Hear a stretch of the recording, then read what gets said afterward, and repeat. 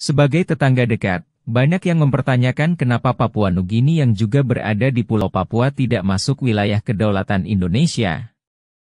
Papua Nugini atau Papua New Guinea merupakan negara di ujung timur Indonesia yang berbatasan langsung dengan Provinsi Papua. Meskipun tak seluas Indonesia, Papua Nugini juga menjadi salah satu negara yang paling beragam di dunia dengan lebih dari 850 bahasa lokal. Sebagian besar wilayah Papua Nugini masih berupa hutan tropis yang belum dijelajahi. Kemerdekaan Papua Nugini diperoleh pada 16 September 1975 setelah melalui pertempuran sengit dalam Perang Dunia Kedua antara Jepang, Amerika, dan Australia. Kini, negara yang menganut sistem monarki konstitusional ini adalah bagian dari persemakmuran Britania Raya. Pemimpin tertinggi di Papua Nugini diwakili Gubernur Jenderal, ditemani Perdana Menteri. Sebagai tetangga dekat, banyak yang mempertanyakan jika Papua dan Papua Barat menjadi bagian dari NKRI, kenapa Papua Nugini yang juga berada di Pulau Papua tidak masuk wilayah kedaulatan Indonesia? Indonesia mengakui seluruh wilayah bekas kekuasaan kolonialisme Hindia Belanda sebagai kedaulatannya. Papua Nugini tidak termasuk karena sejak awal bukanlah bagian dari kekuasaan Hindia Belanda di timur.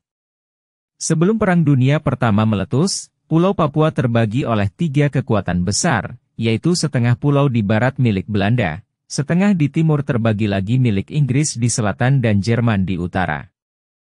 Diakui atau tidak, kolonialisme Hindia Belanda memang memiliki peran besar dan menelurkan konsep satu bangsa Indonesia. Seluruh koloni Hindia Belanda adalah basis dari negara yang sekarang disebut Indonesia. Sebagai pewaris, Indonesia tidak memiliki hak untuk memiliki klaim legal lebih dari area bekas Hindia Belanda. Salah jika Indonesia mengklaim Timor Leste karena dahulunya kekuasaan Portugis.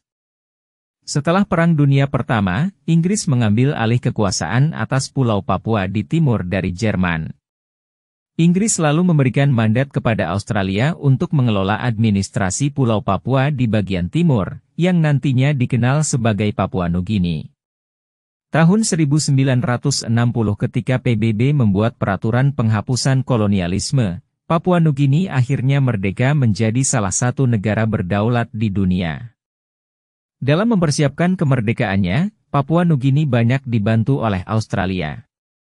Sehingga setelah kemerdekaannya, Papua Nugini kemudian menyatakan sumpah setiap kepada Ratu Elizabeth II untuk menjadi bagian dari persemakmuran Britania Raya bersama Australia.